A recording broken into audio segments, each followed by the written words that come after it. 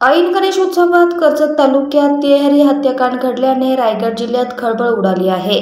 कर्जत तालुक्यात पोशीर ग्रामपंचायत हद्दीत एकाच कुटुंबातील आई-वडील आणि मुलाची हत्या करण्यात आली आहे। यातील महिला गर्भवती होती। या तिघांची हत्या का केली, कुणी केली हे अद्याप स्पष्ट झालेले नाही।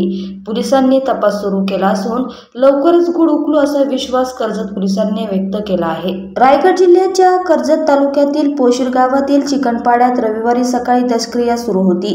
त्यावेळी सकाळी 9च्या सुमारास नाल्यात एका मुलाचे प्रेत सापडले।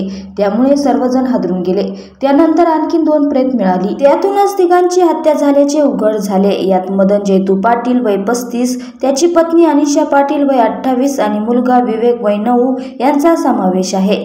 पाटील कुटुंब मूळचे कळप बोरगावचे असून 15 वर्षांपासून ते चिकनपाडा येथे राहत होते। तिघांच्या अंगावर जखमांचे उराण आढळले आहे। यातील मदन पाटील हा शांत स्वभावाचा म्हणून ओळखला जातो। शिवाय त्याची पत्नी 7 महिन्याची गर्भवती होती। तिलाही मारेकऱ्यांनी सोडले नाही। नेरळ पोलिसांनी तातडीने पंचनामा करून तिन्ही मृतदेह कर्जत उपजिल्हा रुग्णालयात पोस्टमार्टमसाठी पाठवले आहे। या प्रकरणी त्यांनी आकस्मिक मृत्यूची नोंद केली आहे।